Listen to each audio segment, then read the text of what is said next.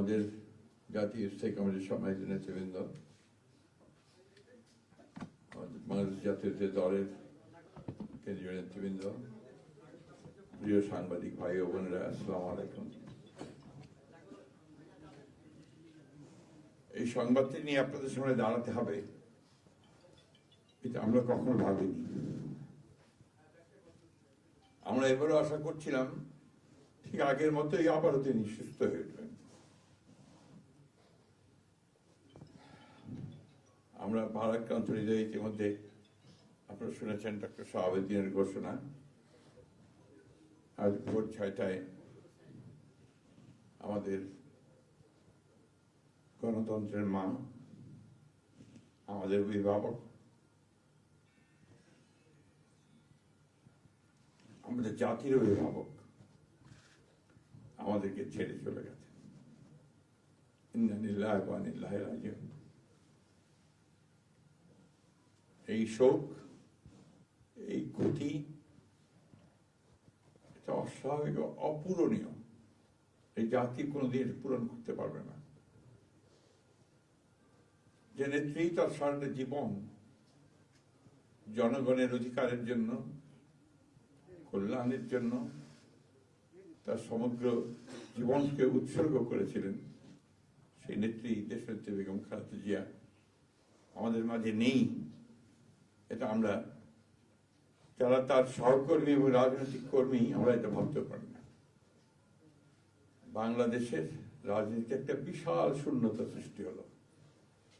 তাই নয়, পৃথিবীর গণতান্ত্রিক আন্দোলনে একটা বিশাল শূন্যতা সৃষ্টি হলো। আমরা দলের পক্ষ থেকে আমাদের ভারপ্রাপ্ত চেয়ারম্যানের অনুমতিক্রমে আমরা দলের কিছু কর্মসূচি নিয়েছি। সেই কর্মসূচিগুলো আমাদের দলের সিনিয়র যুব মহাসচিব জনাব রুহুল কবির রিজভী সাহেব আপনাদের সামনে তুলে ধরবেন। সরকারের প্রধান, এই কেয়ারটেকার গভর্নমেন্টের প্রধান প্রফেসর ডক্টর মোহাম্মদ ইউনূস আমাদেরকে ফোন করেছিলেন সাথে সাথে, এবং ইতিমধ্যেই তারা সিদ্ধান্ত নিয়েছেন যে 10টার মধ্যেই তারা স্পেশাল ক্যাবিনেট মিটিং করবেন। সেই ক্যাবিনেট মিটিংয়ে তারা দেশনেত্রী বেগম খালেদা জিয়ার যে শেষ কাজগুলো, তা জানাজা, তার দাফন, তাকে রাষ্ট্রীয় মর্যাদায়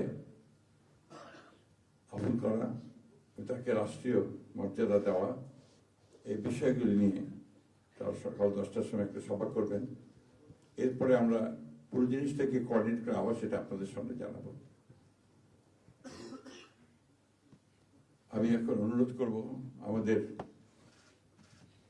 দলের সিনিয়র যুব মহাসচিব জনাব রুহুল কবির রিজভী, তিনি আপনাদের সামনে দলের কর্মসূচিটা জানাবেন। এটা হচ্ছে আপাতত এখনই নেওয়া কর্মসূচি। এরপরে আমাদের একটা স্ট্যান্ডিং কমিটি মিটিং হবে 12:30টার দিকে। সেই মিটিংয়ে আমরা আরো বিস্তারিত কর্মসূচি গ্রহণ করব।